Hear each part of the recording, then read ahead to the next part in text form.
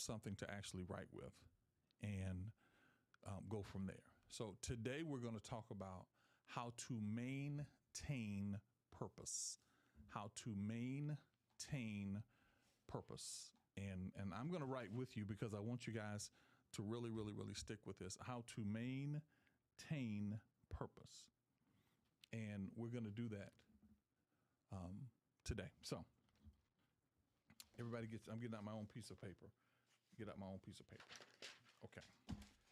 How to maintain purpose. A lot of us are going to find ourselves operating in a movement that is not purpose. Now, there is a reason for these things right here that are on this, well, on the screen right there, that are on the screen. How to maintain purpose. When you understand the maintenance of purpose and you understand how to maintain purpose, what you're going to realize is that God has already placed inside of you the things that are necessary for you to maintain this particular position of purpose.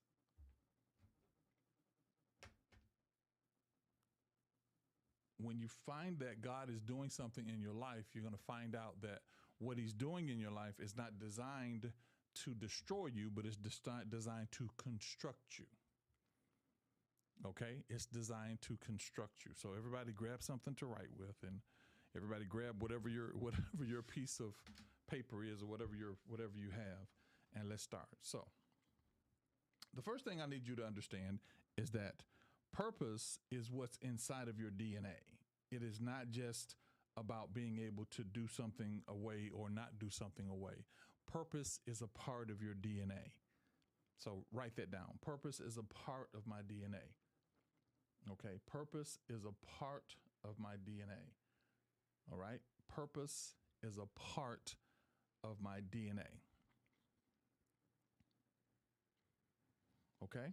Now, when you understand that purpose is a part of your DNA, what you'll also understand is, okay, alrighty. Am I a little low? Can you guys hear me? Can you guys hear me? Purpose is a part of your DNA. Okay. When you understand that purpose is a part of your DNA, what you'll also begin to understand is that when you operate in purpose, that's a little better. I'm sorry. There we go. That ought to help a little bit. Purpose is a part of your DNA. So if purpose is a part of your DNA, watch this. Every movement either brings you closer to purpose or takes you away from purpose. Purpose is a part of your DNA. You follow me? So now here's what we have to understand. I read Jeremiah, and it's still there. And Jeremiah said, I before you were formed in your mother's womb, I knew you. And for those of you that are Bible carriers or listen to the Bible, that's part of what you are dealing with right now. Purpose is a part of your DNA. Now, that means that your natural actions, untethered or unhindered by emotion, are divine. The nature of your movement, your natural actions that are not interrupted or that are not hindered by emotion are God. They're godly. They're divine. Okay? So that means you move divinely, but what has stopped you from moving divinely is the fact that something has taught you or stopped you or made you feel that you cannot do something. And they come in a number of different ways. So let's write these ways down. The first way it comes in personal identity. How do I identify myself? Okay, your identity. The first thing is your identity. How do I identify myself? Now, here's what's interesting. Back in the day, an afro was popular, so everybody wore an afro. Then they brought about products and chemicals that will cause your hair to be straight, and it in turn caused you to be able to do perms. And with perms, you could do more with your hair. And I've never had a perm. As you can see, my hair grows so luxuriously long. But perms came in, and so that changed the hair. So your identity became a part of either the corporate movement. Your identity became a part of your corporate movement, meaning that it was influenced. So that means somebody influenced your movement. They influenced. Or It was a part of you looking for another identity. You wanted to feel another way. You wanted to look another way. But the bottom line was it was identity. Now, your external is just simply how you look at yourself.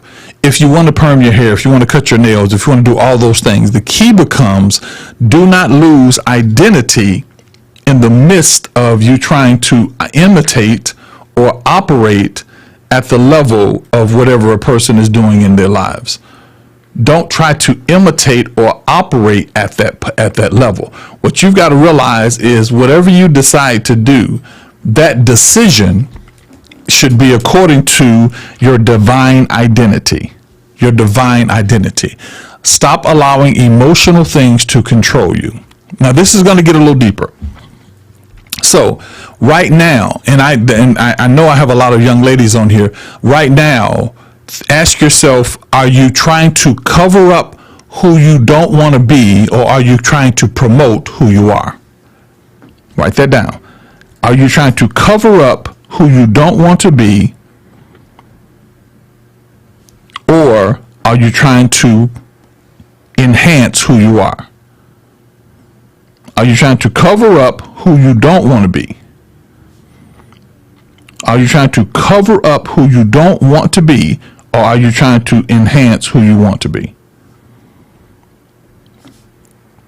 Okay, now, why does that say that? Why? Because there's some things promote who you are. That's a better way to put it. Promote who you are. Now, I'm going to get a little deep. Y'all be okay with me. Today I'm going to be who God called me to be. Okay. So ask yourself, everything that you do is what you're doing because you've decided or someone showed it to you and said, okay, this would look good on you, or this would be okay on you. Why is your hair a different color? Why are your nails that way? Why do you wear the dresses that you wear? Why do you wear your piercings? Men, why do you wear your pants sagging? Why is that really promoting who you are, or is it promoting the residual person that you think you are? Is that really, are you really promoting you?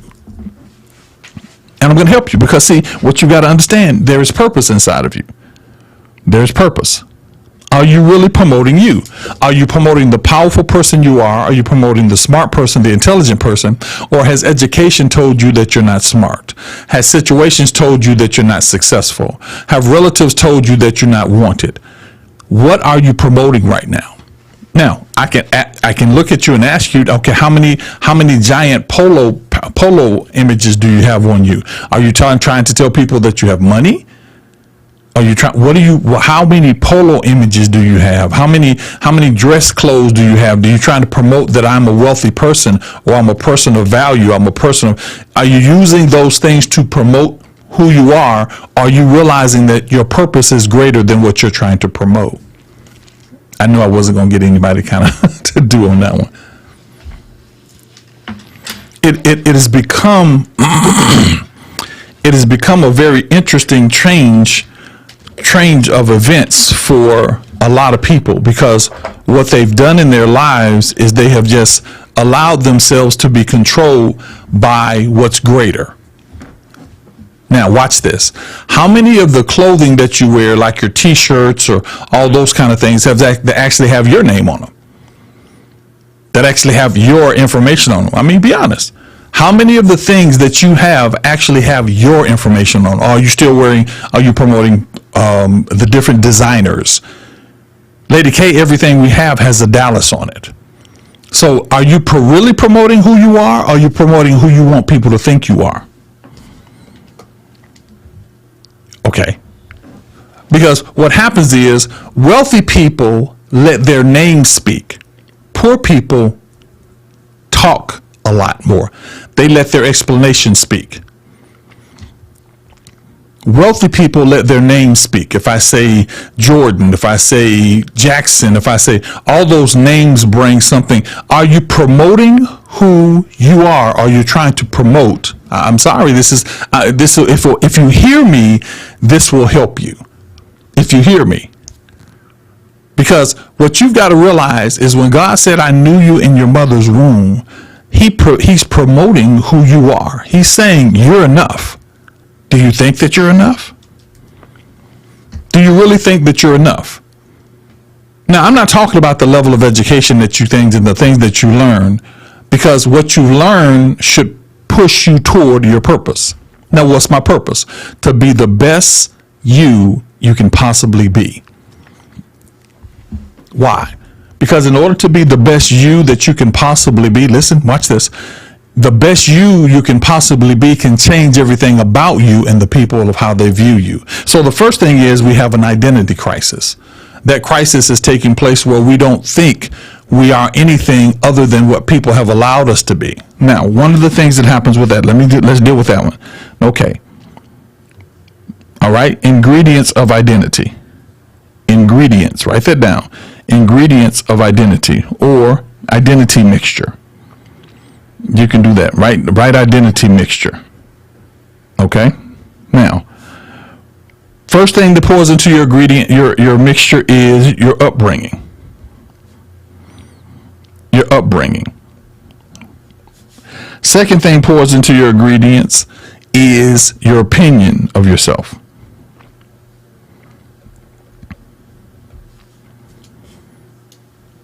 Okay. Third thing is your environment.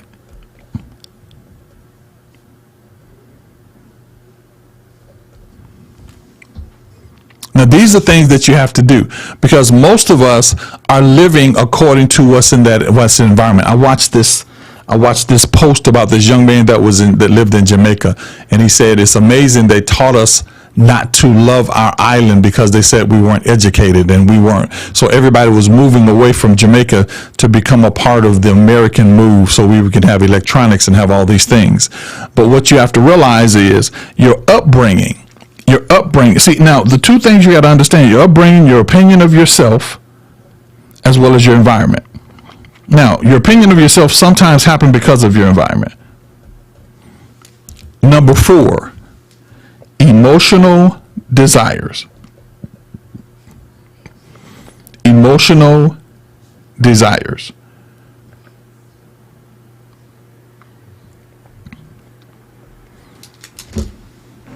Okay, I'm going somewhere. I promise you I am. So the first thing is you're dealing with your identity. Now, ask yourself the question. Within this identity, is your identity created to serve God or created to serve people? Does your identity serve God or does your identity serve people?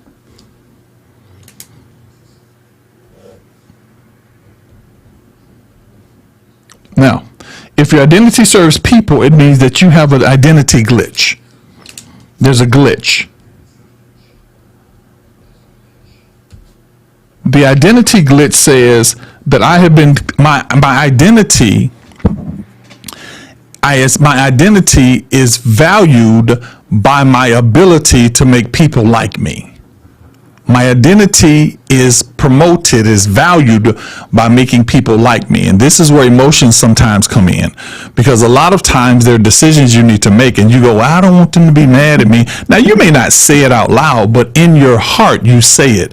I don't want them to dislike me. I don't want someone to be mad at me. And so what you do is you begin to alter your identity so that you can fulfill the desire of that person. And ladies and gentlemen, that's called abuse.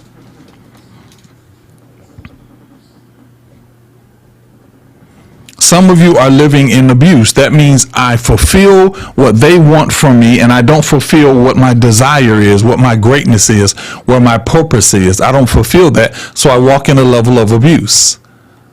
Why? Because I want them to like me. I want people to accept me. Listen, the challenge that you're going to have with your life is you live in a puddle. And because you live in the puddle, you want the people that are small-minded to accept you, but you are not designed for the puddle. You're designed for the purpose. Say that again. If you live in a puddle, everybody in the puddle has the same mindset. And so for you to want the people in the puddle to like you, that is a small mindset. You are not destined for the puddle. You're destined for bigger things. And so what happens to you is you are now letting temporary people define an eternal identity.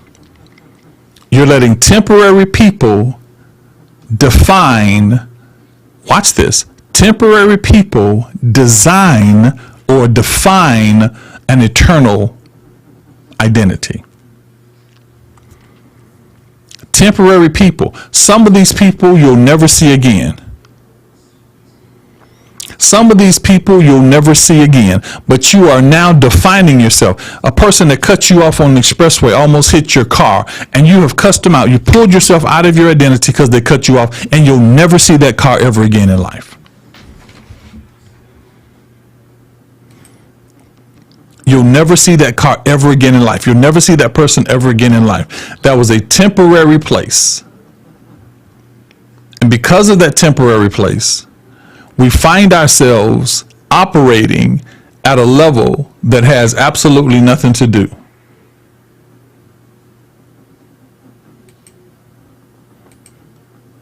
Does it make sense?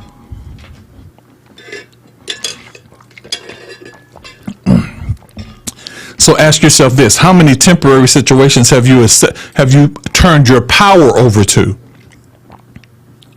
How many temporary situations have you turned your power over to so that you can maintain the connection to the people, the situations, or the circumstances? That's an identity crisis. That's an identity crisis. Because you are allowing yourself to be tied down to another person's opinion of you. Now, there's a difference. I want you to pay attention to this. There's a difference. If someone is helping you become a better you, that's one thing. But if someone is trying to make you a better you for them so that they can have something from you, well, you know what? If you really want my love, you would wear this shoe, you would wear this shirt, you would wear this thing. See, what you should learn to do, and watch this, you should learn to become such a better person that the acceptance of other people comes when you're being yourself. Now, if you got a bad attitude, you pop your neck all the time, you're trying to get on people's nerves. Why? Because you're trying to protect this image of yourself. That's a horse of a different color. But what I want you to understand is the best of you needs to be brought forth. The best of you. What's the best of you? The best of you. Now, what's the second part of what happens with when you start dealing with identity? The second part of identity is lack of value. Write that down. Lack of value. Lack of value. Lack of value. Many of you don't think you're valuable because it came from maybe your upbringing, your own opinion of yourself, your environment, or even the emotional desires you have. Your lack of value, and I need to set you free from that tonight. Your lack of value. What is your value? How important you think you are to a specific situation or circumstance. Your value is how important you think you are to a specific situation or circumstance. How important you are to a situation or circumstance. Okay? How important you are, how important you think you are, rather, it should be you think. How important you think you are to a certain situation or circumstance. See, many of you don't think you're valuable. And the reason you don't think you're valuable is because you're comparing yourself to what the situation needs or the person that's in the situation. I promise you I'm not going to go into this too deep because I'll be here all day. So now watch this. Watch this. Watch this. If you are overweight, pay attention. If you are overweight, you think everybody is looking at your weight. Check this out. If you're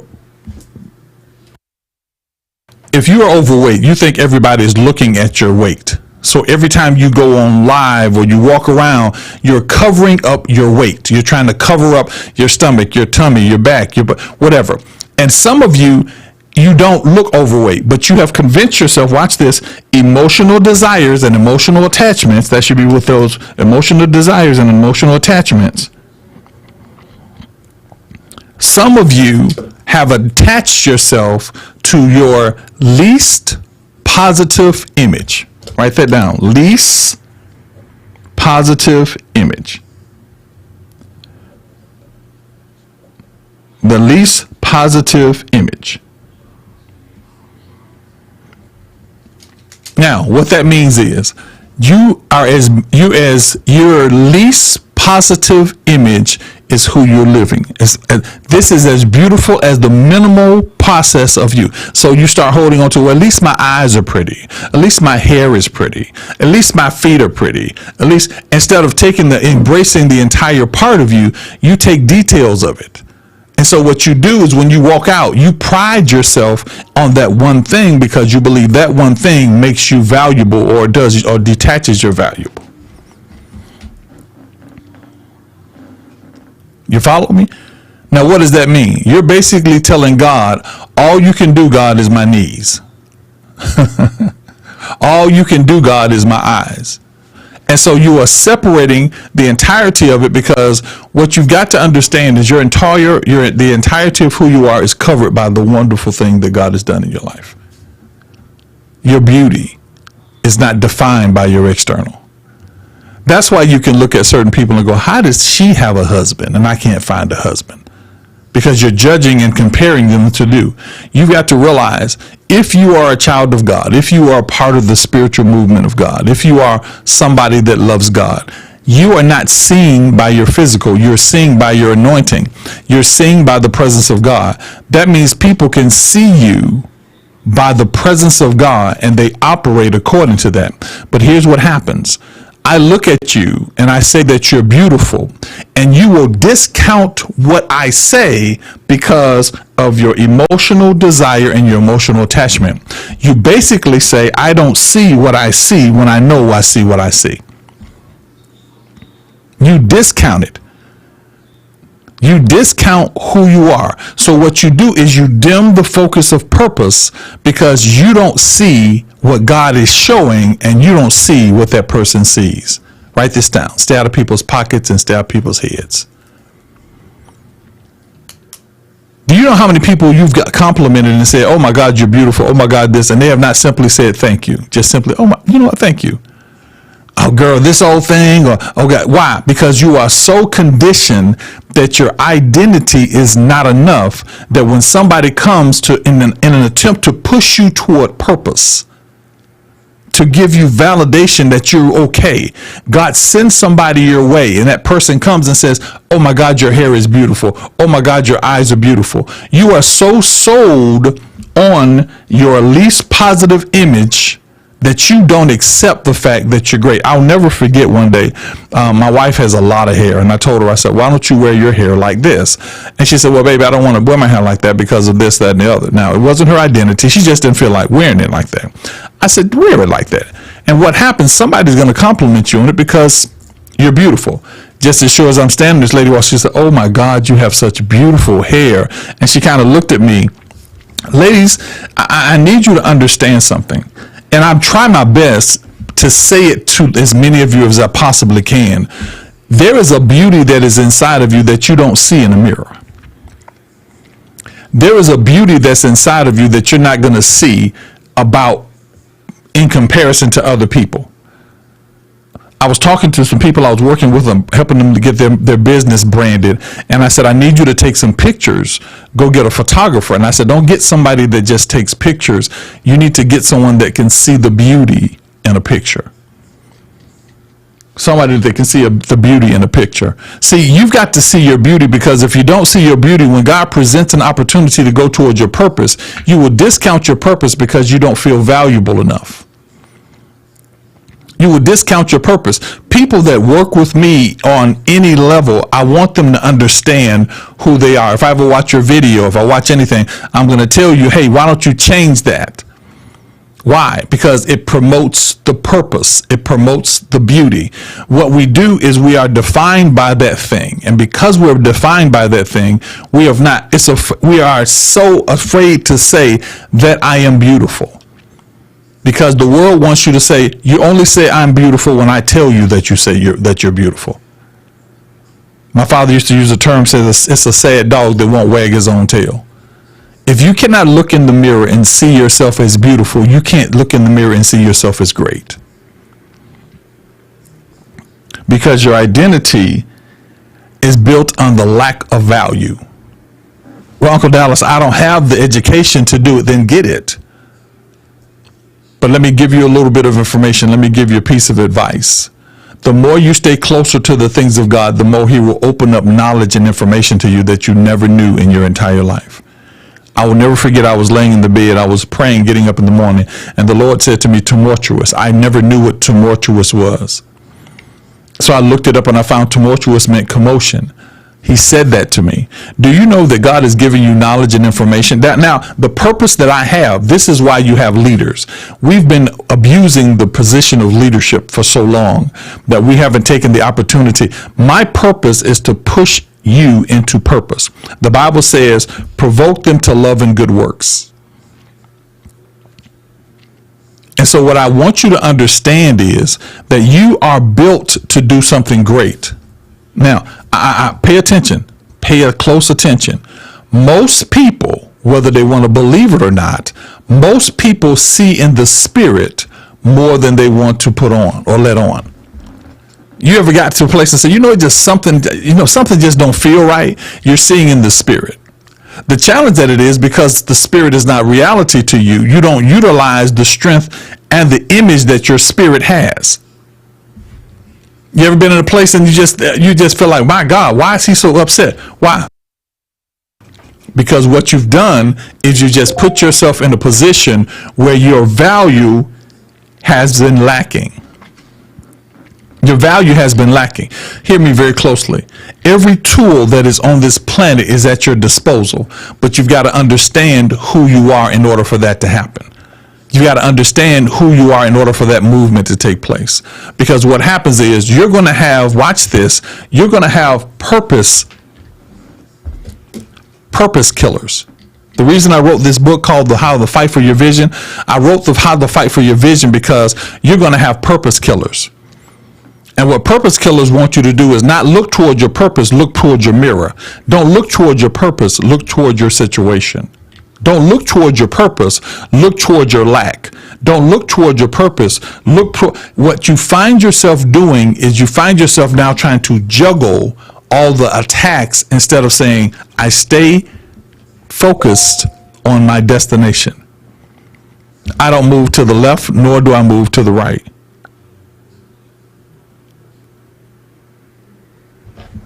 I don't move to the left, nor do I move to the right. I move where God wants me to move. I don't stop. I don't get hindered by somebody's thought process of me. I move where God tells me to move. Why? Because great am I. Great am I. When you understand that all things are truly working together for the good. See, when you get to the place of understanding who God really is in your life, you stop letting people sway you left and right. One of the biggest challenges I watch that happen, especially with religion and being a part of certain organizations, you never operate at your positive and you never operate at your greatest. And so what happens to you is you keep moving in the same place, believing that one day this thing is going to change. One day is going to alter, and God begins to send you opportunities to walk toward purpose. And the moment something happens, you walk away from that process. My wife and I were going somewhere one time, and while we were going there, every situation and circumstance started to come up against us. And it seemed like real circumstances or situation until we realized, there's nothing we can do about that. We're going to keep moving. Some of you are trying to protect how your children are acting, trying to fix how your family and how your parents are acting. You're trying to get a validation for an image because you have a lack of value.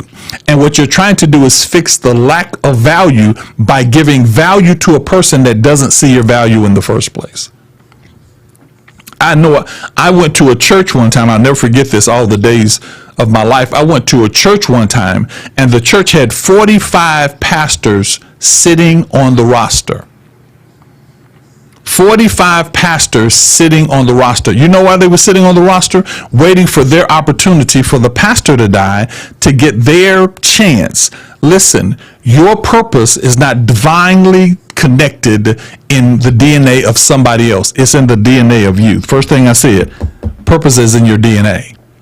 That's why certain things you're very good at, certain things you're very successful at, but purpose is in your DNA. What you have been doing is taking your purpose, which comes with a power. See this? I'm sorry. See this? I'm doing the wrong way. Wrong way. See this? Purpose comes with power. Purpose comes with power. But you've been taking that power and using that power for other people. Now, watch. This is how this works. Watch this. Watch this. Lady K wants me to cook dinner. Okay? I'm taking a cooking class.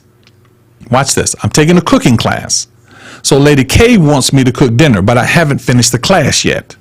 So what I'll do, if I go in and cook for Lady K and I haven't finished the purpose of the class, I'm not giving Lady K all she desires when she asks me to cook. But if I complete the process that I'm supposed to go through to cook, I give her the highest level of food possible, or the highest culinary experience possible. Watch this. Many of you have not finished the process that God has you through. Many of you have not finished the process that God has you on. So you're giving half of what God has, which now gives you a lack of value because you're not at the highest level you need to be. Many of you have not finished the process. Why? Because you are emotionally tied and attached to desires. Oh no, that's just the way I am. I tell them like it is. That's what's on my mind. That's not how God called you. The Bible says, loving kindness have I drawn thee. If you're treating somebody outside of loving kindness, your maturity is not there. You're not utilizing what's inside of your DNA. You've got to understand that what's inside of your DNA is purpose, and within purpose, like I said, is power. Now, what are you doing with your power? What are you doing with your power?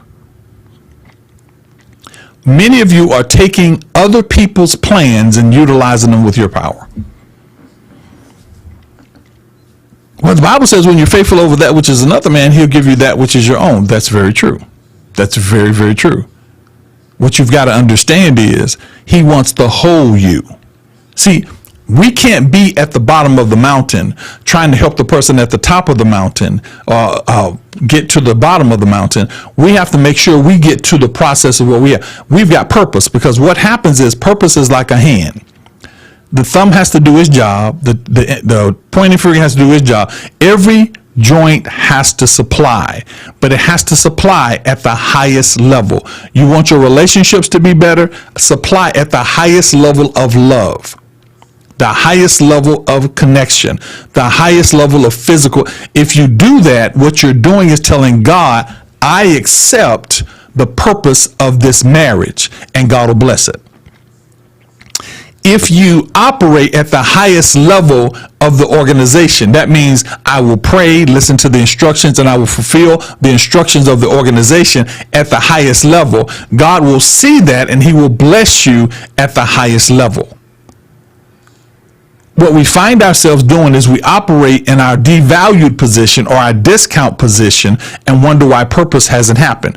Purpose hasn't happened is because you've emotionally tied to the lower level of who you are instead of emotionally moving yourself out of the way and spiritually attaching yourself to purpose. It comes with power. You have the power to walk in your identity. But what's my identity, Pastor Dallas? I don't know. What's my identity? Well, Deuteronomy says that you're the head and not the tail, above only and not beneath. So if he says you're the head and not the tail, and above only and not beneath, what he's telling you is anything that's lower than you should not draw you to the lower place. If you're the head and not the tail, above only, some things you're above.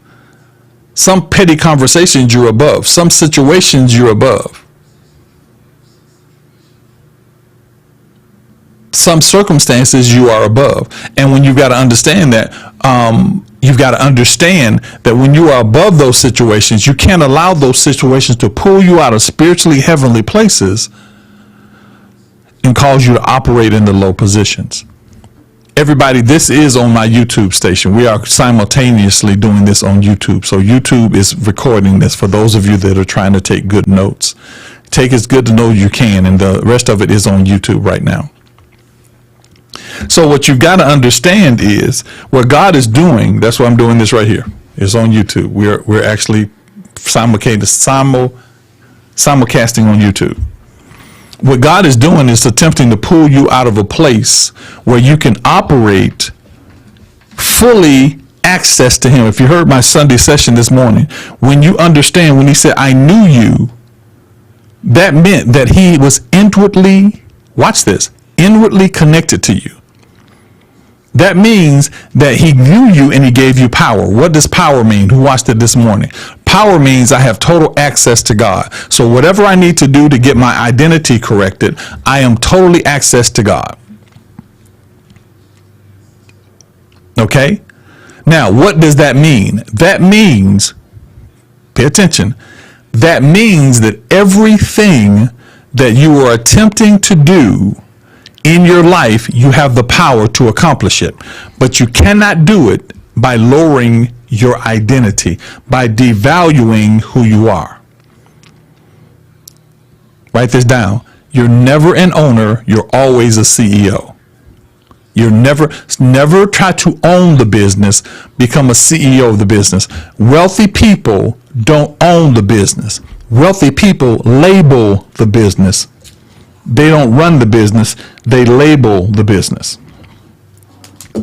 Wealthy people, their whole purpose when getting started is not to labor in the business, it's to not to labor, but to label. You got that, daughter? Not to labor, but to label. Now watch this. Watch this. The person that owns, name any design, he doesn't labor, he labels. So that means I put my personality in this business, but I don't run it. I'm not the one knocking down, making the cakes. No. I'm hiring smarter people than I am. Why? Because I'm the name on it. I'm the label. Now you understand why you don't need to be wearing everybody else's label to give you identity. You want other people to wear your label. You're wearing Nike's label. You're wearing whoever the designer's label right now is, when you should have your label. Right now, every person that is on here should have a t-shirt or a hat or a whatever that has your name on it. It should be yours. If you can go out and spend the money that you do on other designers, you need to go on to ChatGPT or whatever you go on to and design something that has your name on it. Uncle Dallas. See, because your identity should be promoted when you leave the house. They shouldn't look at you. I was talking to a friend of mine, or I've actually talked to my daughter, the one I'm talking to while I'm on here, my spiritual daughter, and I told her, I said, when you see a wealthy person wearing a label, you don't think that label, you think of that person's name, then you think of the label. Anybody ever watched the gentleman by the name of Michael Jackson? Yes, Michael Jackson. He was always on stage. He was always dancing. People got the glove he had. They wore the jacket he had. And none of those people, you never knew who designed that stuff. You never knew who designed that stuff. You just knew Michael Jackson wore that. Michael Jackson wore that. You don't know the designer. I had a suit on today. You don't know the designer of the suit. You just knew Pastor Dallas wore a gray suit. Was it gray? Why? Because what you've got to understand is the purpose of who you are is the identity that God gave you. Philippians says he gave you a name that's above every name. Proverbs said that a good name is valuable. So what you've got to understand, your name is what you need to be promoting. That means that you've got to increase your value. You've got to stop thinking that you're less than. You've got to stop thinking that when people begin to try to push you into greater places, that they're attacking you. See, I can't attack you if you've got value. Okay, watch this. Watch this. I've got two people. I've got Mike and I got Jim. Pay attention. I got Mike and I got Jim. Okay, I got Mike and I got Jim. I look at Mike and I look at Jim. I say, Mike, you need to change those shoes. Then I say, Jim, you need to change those shoes. Now watch this, the difference in the two. Mike hears, I need to change those shoes because I need to do better for my identity. Jim hears, he's trying to tell me what to do. Why? Because he has a lack of identity. See, what you have to understand is people that have a strong identity take information as a way to be empowered. People that have a lack of identity, everything is an attack against them. Yeah, I know I'm preaching. I don't have to worry about trying to prophetically think about anything. All I got to do is watch you. All I got to do is watch you. If I say to Lady K right now, Lady K, can I have a glass of water? Lady K is thinking, I'm going to get a glass of water because he asked for a glass of water. But if I tell somebody else, give me a glass of water, who is you? Why am I getting? You follow me? It's not the fact that it's the information. It's the fact that you don't have identity and you don't have value. So what happens to you is you find yourself. Y'all look. She bought me water. You don't have value. And so everything that is trying to build you, you think is destroying you when it's actually trying to build you. No. So the challenge that happens is you can emotionally detach from something. And you can emotionally detach from it by your value. Now, if you are in church, going to church every Sunday, your value is the information that you're given should be building you to a place where you can do what God called you to do. Well, I think God called me to be at this building, and possibly he did. But you look at your purpose and you ask yourself this: if I do this same thing for the next 10 years, will I find purpose, or will I just simply find pacification? If I do the same thing for the next 10 years, will this information give me purpose or simply pacify me and I'll be in the same place? Ask yourself that. Write it down. If I do this for the next 10 years, where am I going to end up?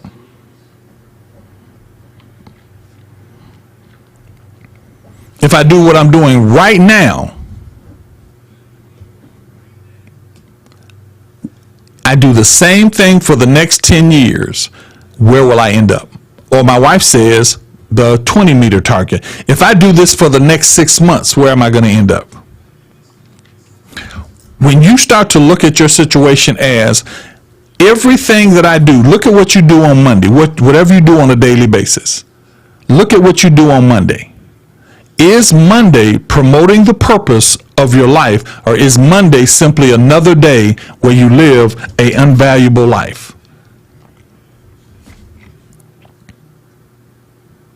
Why?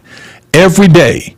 There's a scripture I have to read it because I read Isaiah, the 55th chapter for years. But I want y'all to hear this one part of this verse that stood out to me. Because what has happened to you, you're living in the lack of value. You're living lower than the value that God has given you. And because you're living in that lack of value, you're wondering why God haven't blessed me with the car I want, the money that I want.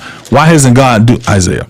Why hasn't God done that? Well, God has done it. The challenge that you had, if you've not allowed your value to be promoted.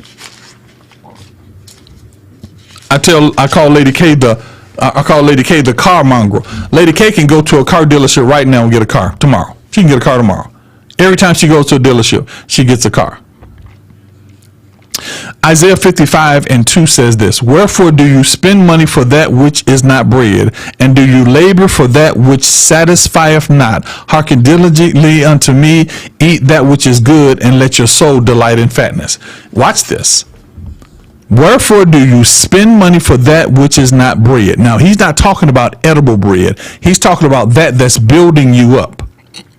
And why do you labor for that which is satisfying not? He's not talking about being satisfied in your flesh. What he's talking about is you being in a place where you are able to grow. Some of you, if you keep doing what you're doing, you will drown your DNA and you will not see the purpose of what's going on. If you've come to one of my talks, I have $100. We have $100 agreement, $100 process that we're on. And so people have asked me, so what is that?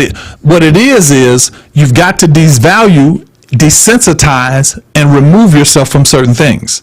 Why? Right now, I was watching a gentleman on TikTok and he said, sometimes go to the most expensive place and go have dinner or have coffee. Find the most expensive place and go have dinner, have dessert. He said you may go to Starbucks and pay $5 for coffee. Here you may pay $8 for coffee. And watch how the mindset of the other people are. See, you are living a mindset of hopefully one day you'll be. Hopefully one day I'll be. Hopefully one day I'll be. But purpose has power. And so when you begin to put that power into action, God begin to bless those places. Am I making sense? So the first thing is the identity.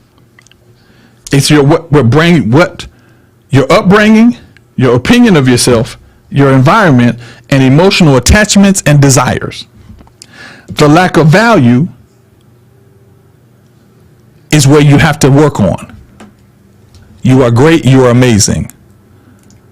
You are great, you are amazing. If you have a prophetic gift, that doesn't make you less than anybody or greater than anybody. That means you are close to God yourself.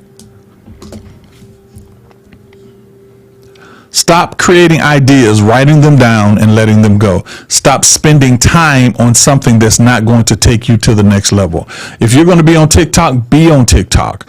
But type in the top of that TikTok bar, that search bar, what your purpose needs. If you need to type crypto and let it keep putting crypto in the midst of you looking at the other stuff. If you need to know how to gain money, type money in the top. Use the things that valuable people use. So I've got to desensitize you that when God says, I want you to do this and it's going to cost you $1,000, know that he's going to send you the $1,000. Know that he's going to move in the $1,000. Why? Because when you release, you give rights to receive. Write that down. When you release, you give yourself the right to receive. When you release, you give yourself the right to receive.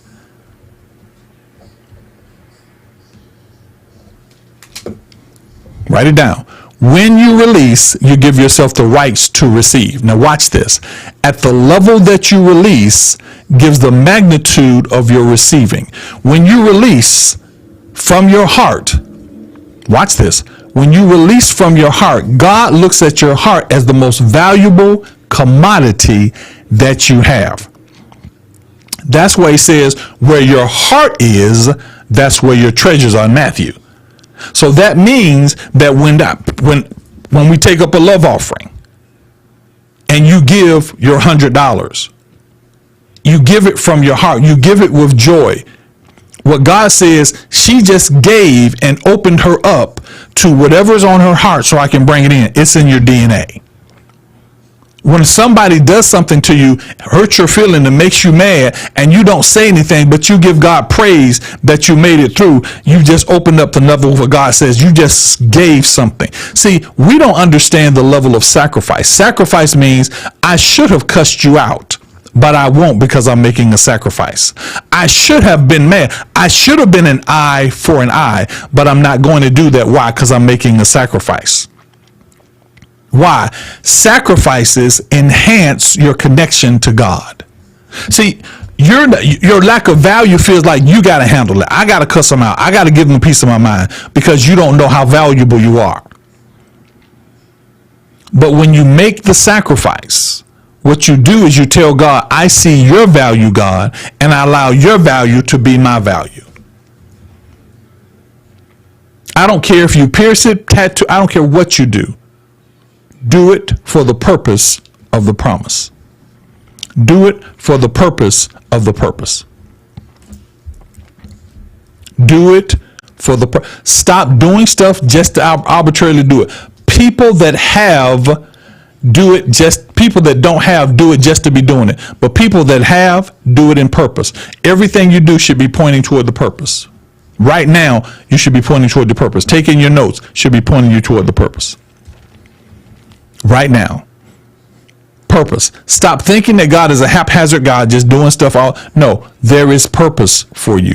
There is purpose that is going on right now. You are here for purpose. Now, here's the last part of that. Even in your value, the lack of value, press toward the focus of purpose. Press toward the focus of purpose. Now, what does that mean? Nene is getting a new house. Nene should be looking for houses all the time. She should be praying about houses because God's going to bless her with a new house. So Nene should be praying about houses, moving toward houses, going toward houses. Why? Because what you've got to do is change your environment so that your environment starts moving toward your purpose. See, If I want to be a good preacher, I'm going to start looking at preachers. I'm going to start getting into the word. I'm going to start reading books. Why? Because I want my situation to produce purpose. It's been doing it in the last span. If your mama smokes, your daddy smokes, you ain't smoke. Why? Because your environment has now created that atmosphere. Your environment has created that atmosphere. So what you've got to do is bombard your atmosphere till your atmosphere does nothing but pushes you toward purpose.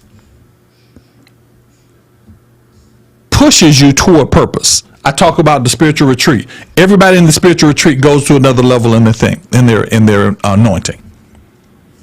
Everybody does that. But see, what you've got to do is create an atmosphere so that you are pushed to the next level. Why? Because we operate at the DNA of purpose. We operate at the DNA of purpose. You have been designed for greatness. What's my purpose? You're the head and not the tail. Stop accepting being the tail. Stop accepting to be the back. Stop accepting less. It's okay to look at greatness, but you have to give greatness an opportunity to be in you. You're not valuable because of what you wear. You're valuable because God is there. Because God will give you the shoes that you think you want, the clothes that you think you want. He will give that. But you've got to start promoting that you're great. You've got to start living in the greatness of who you are. You've got to start operating in the greatness of who God has called you to be. You've got to start operating in the greatness of who God called you to be. If you stop operating in that, you will live according to the operation of somebody else. You will live according to what somebody else says. You'll live according to what somebody else's definition of you is. And that's not going to happen. I don't care who hurt you, who made you mad. You made it this far.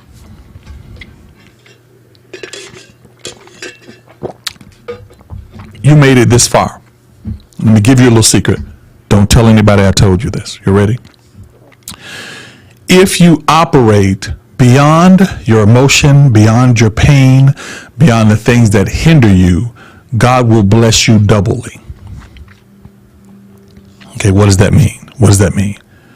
If you feel uncomfortable in a place, if you start being nice to everybody in the place, if your boss is treating you crazy and you bring your boss a card or tell the boss that, you know what, you're the greatest boss that I've ever been a part of, God will bless you doubly because number one, you operate in love, and number two, you operate in sacrifice. Operating in love, new creation, and operating in sacrifice makes you look like Jesus. Operating in love and operating in sacrifice makes God see his child.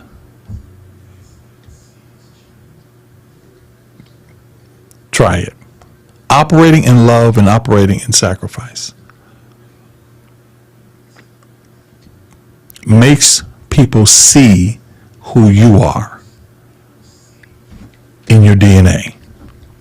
But if you operate in retaliation and hate, you look like the opposite side. If you are still trying to retaliate and get people back, there's something you need to get out of your spirit. Why? Because it's going to hinder your growth. It's going to hinder because that's not your DNA. You were born into sin shaped by iniquity. That's what shaped you. But God said, I knew you in your mother's womb. He said, I sanctified you and I ordained you. You are already sanctified.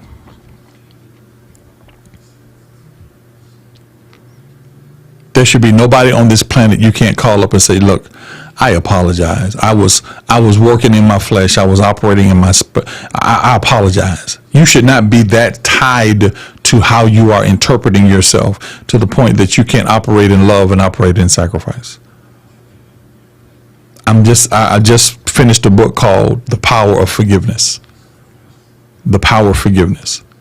You should be able to give at the level that you desire. Yep, like I said, make your enemies your allies. Because they are. Did you know your enemies are your allies? Because they are going to be footstools for you the next level. You should never be in a position where you can't do that. If that emotional thing has got you so tied down that you can't walk in love, that's not their problem. That's your problem. You got to start dealing with that. You should never be in a position where you can't call and say, listen, I made a mistake. I was wrong. Your identity should not be that frail that you can't say I was wrong and accept being wrong. You would be amazed at how many people you can say to them, hey, you know, you broke my head. Well, you did this to me too. That's a frail identity, because you got to have somebody else just as broken as you. You got to make sure that it ain't your fault. And sometimes it's my fault. Sometimes I need to go say, Lady K, I'm sorry. I should have done it this way. And accept that and stop trying to retaliate and stop trying to divert it to somebody else. Why? That's a frail identity. That's not in your DNA. Your DNA says, I'm steadfast, unmovable, always abounding in the work of the Lord. I'm always doing the things that I need to do. When I make mistakes, I ask God to forgive me. Why? Because grace, mercy, and favor follow me all the days of my life. Those business ideas, those ideas you have, God has given them to you. And there are people around you right now. If you're part of BTB, I'm one of those people. There are people around you right now that want to see you operate at that next level, that want to see the greatness inside of you. I want to see the greatness inside of you. I'm not jealous of you. I'm not trying to take your idea. I know ideas right now that are some of the greatest ideas. I've never said anything because I don't want the ideas, because God has his own ideas for me. Take the information, increase your value, everybody, go get you a hat or a t-shirt, go get you something with your name on it. Who is that? It's me. I've walked into restaurants, and I do it all the time. I don't know how my wife feels about it. I walk in a restaurant all the time, say, I'm here, everybody relax, I'm here. And everybody in the store always laughs. I've arrived. I'm here, guys. Here I am. Welcome. Everybody calm down. I'm here. I'm here. Try it. Try it one day. Try walking into a place. This is a couple of places, like a little restaurant or a little boutique. We got a place where we go get cookies and donuts, and just walk in and say, I'm here. Relax. I'm here. I'm here. Everybody can calm down. The party can start when I get there. You'd be amazed at how many people will just smile about it. Why? Because they live such a mundane life. Why? Because you are the light that's supposed to shine in that dark place. You're the light that's supposed to shine in that dark place. Push past, operate in love and sacrifice. Operate in love and sacrifice. Sometimes let them be right. It doesn't make you any less wrong. It doesn't make you a lower person. It doesn't make you terrible. Well, they're going to come back and say something. So what? So what? Who cares? Why? I'm a greater person than that. I'm not defined by your designer, you. I'm designed by the designer of me. That's what I'm defined by. I remember talking about, like I said, I keep talking because I just finished talking to my spiritual daughter. I was talking to her, and I basically told her, don't do that, do this. And she said, okay, Dad. And she started doing it. She started doing it. Why? Because, see, we get so stuck. I got to go. I said 7:30. We get so stuck in what we have defined in our head that's less than who we are, that we don't hear the light and the truth that God is sending through somebody else. You know when it's God. You know when it's God. Stop trying to pretend like I got to go home and pray about this. No, you don't. You're just afraid to let go of what you thought was going to work. And because you won't let go of it, you're going to keep staying in that same circle and keep them in the same place. Because you're afraid to simply say, you know what? This is not producing money for me. This is not producing growth for me. This is not producing purpose. And shifting yourself into a place that, God, I'm going to start praying until I see what I desire.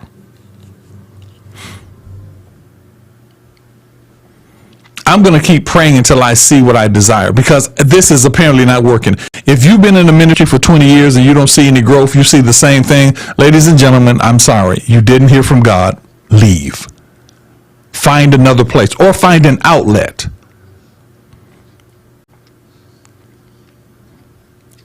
Find an outlet.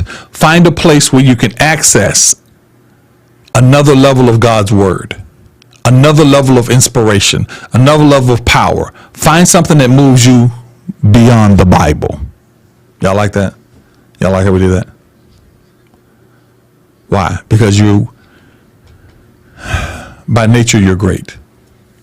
Your DNA makes you great. By nature, you're great. And because you're great and the nature of you is great, the things that you produce should be great. Always be in the place that you're great.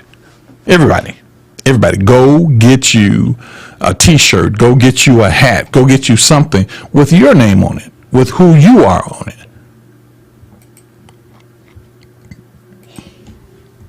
With who you are on it. Go get you a hat or so that who you are is promoted. Stop promoting everybody else. It's okay to wear their stuff. They got nice stuff. But you are the brand that God created. He created you as the perfect brand. And he put light, power, and purpose behind you. You're the perfect brand. You're the perfect brand. Perfect brand. Stop adorning yourself with what the world tells you. Stop adorning yourself with what the world says is right and what the world says is beautiful.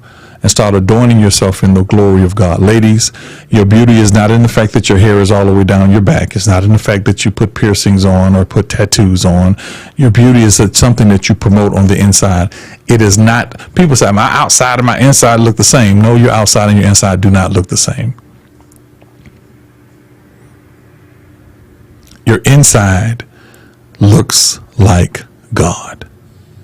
Your outside should exude that light. Your outside should exude the light of God. When people around you, they should feel different. They shouldn't feel like you, wow, she can dance. Well, she's straight from the hood. No, they should say, I want to change my life because of the light that Marissa presents, the light that Lady K presents. Why? Because my power is within my DNA. You don't see my DNA. You see me operating within my DNA when you see me every day. And if I'm operating in the DNA that looks a lot like the world, then I might need to change my DNA. I might need to change my way of life, way of walking. The atmosphere is there for you. It is not there for them. Every time I walk into place, two things happen. Every time we walk in a nice restaurant, the chef finds Lady K for some reason. And every time I walk in the place, the workers find me. When they come to the table, I'll never forget, I love my wife so much because she did this. We looked at this one waitress that looked like she was treating us to the left. She was treating us to the left. And I said, I don't know what her problem is. She walked past the table. Lady K said, you okay, baby? I was like, wow. She didn't sit there and just complain about her. Lady K didn't sit there and talk about, hey, I don't know what her problem is. She said, sweetie, you okay? She said, well, you know, I had this, and she started talking and talking and talking and talking. All of a sudden she left, and now she sees us. She had a big smile on her face. You are the effect and the change. You are the remedy. You are the anomaly, or as Spanos says, you are inevitable. And when you understand that you're inevitable, you understand that God has so much he wants to give you, so much he wants to release to you, so much he wants to show you. You've just got to get to the point that you're ready to receive it. And it comes with increasing your value and making sure your identity is lined up with God. Your identity should always push you to purpose. And remember, God doesn't want you just to make it. He wants you to overcome. He don't want you just getting by. If what you're doing is just getting you by, change it. Change it. Change it. Stop judging it because of what people say and how they say it. Change it.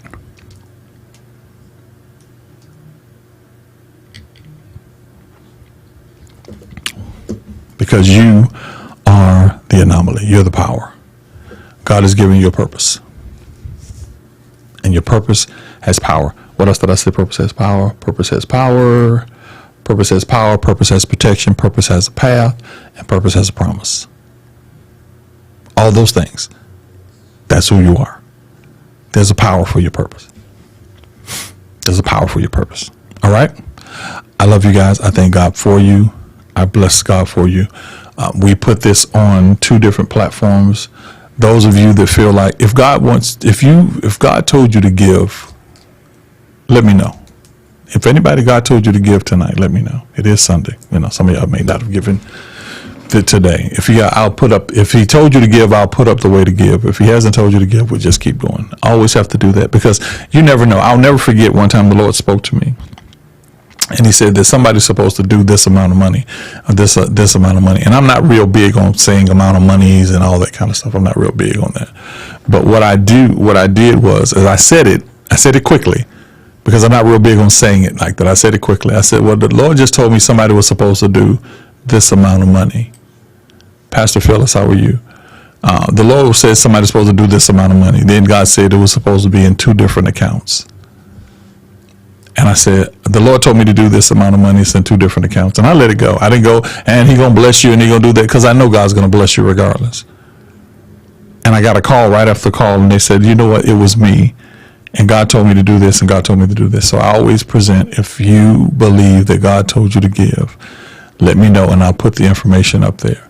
Pastor Phyllis, this has also been simulcast on YouTube. So if you want to look at the whole thing, you can go back to YouTube and see the entire teaching that we have. It is on YouTube. My YouTube is Higher Talk _life. YouTube. I have 180 something thousand followers. So, I'm sorry, but anyway, it's the one, Higher Talk _life, and you can watch the whole teaching that was there. I appreciate you guys for joining me and hanging out with me tonight. Can I write that in a message? I can transcribe what I already did. I appreciate you guys for joining tonight. I pray that something I said blessed you and helped you to get to the next level. Remember, you are purposed. You are about purpose, and God has blessed you to operate in that purpose. So I pray that you are operating in your purpose, because the world needs you. It needs you to be in that purpose. It needs you to operate in the place of your purpose. That's what the world needs. Believe it or not, it needs you. We need you. We need you. We need you to operate in purpose. We need you to be who God has called you to be. We need you to do everything that God has called you to do, because do you know the world needs everything about you? Apostle, how are you, sir? The world needs everything about you, and the world needs you to operate in that place. And when you learn that God didn't just put you here just to have you walking around doing absolutely nothing. God put you here. Oh my God, I feel like preaching. God put you here because there was a task that was greater than anybody on this planet could handle. There was a path that he was taking. There was a situation that he was doing. Nobody could do the task, so God said, I'm going to send this person. Nobody could do the task, so God said, I'm going to send you. That's what I want you to understand. Nobody could do it, so God said, I have no choice, but I got to send Lady K. I have no choice, but I got to send Uncle Dallas. I have no choice. Why? Because the highest level of power operating in this world is within them. You have no idea at the level of power that you operate in. You have no idea the level of power that God has placed in your life. You have no idea the level of power that's within your DNA. Because you've been satisfied being the second-hand citizen. You've been satisfied with being just enough. But I'm not satisfied with that. I'm not satisfied being just enough. I'm not satisfied allowing the worlds and the situation of these worlds to try to convince me that I'm good or I'm bad. I'm not satisfied with anything that is not divinely connected to my purpose that God has created. From the world began, from the foundation of the world, he chose you. Yeah, that person is arguing with you. They don't come up to standard. That enemy that is trying to attack you doesn't come up to standard. Nothing is as powerful as what God has placed inside of you. And when you finally get that, you'll start operating in the freedom of being a child of God. We are operating in the allowance of being a child of God. We're not operating in the freedom of being a child of God. When you realize that, you don't care how high the gas prices, God will increase you. You don't care how high the grocery prices, God will increase you. You begin to listen to God as a source of your everyday listening. It becomes the echo of your earth. It becomes the rhythm of your atmosphere. Why? Because you know that God's got you, and he's valued you enough to say, I'm not going to let you be the bottom. You're the head. I'm not going to let you lack. He said, if I watch over the lilies of the field, how much greater are you? How much greater are you? You're great. Amen. You're great. Amen. I appreciate everybody for joining us tonight. I pray that, like I said, something that I said would help you to reach wherever God has called you to reach. And I pray that all things do truly work together for the good, because God loves you and you're called according to his purpose. Listen, this whole thing, hey, Miss Tracy, this whole thing is on YouTube for those of you that are coming in now. It is on YouTube. You can go ahead and watch it. Please, please, please, please, whatever you do, make sure you like and follow. Like and follow, and make sure you get this out. Some of you use it on your TikTok. Let people know that there's a word for them. You can use this stuff and put on and let them know. I see people do it all the time, but you let God know that you are happy with who he is and you are everything that he wants you to be. All right. I love you guys. God bless you, and have a wonderful, wonderful, wonderful. Tomorrow morning at 7 a.m. we have morning prayer. We will be on this channel and this station. 7 a.m. in the morning we will be in morning prayer. So you make sure you get yourself up, get yourself dusted off, get the sleep out your eyes and the crust off your mouth, and meet us there. All right. God bless y'all. I will see y'all a little bit later. Have a wonderful, wonderful day.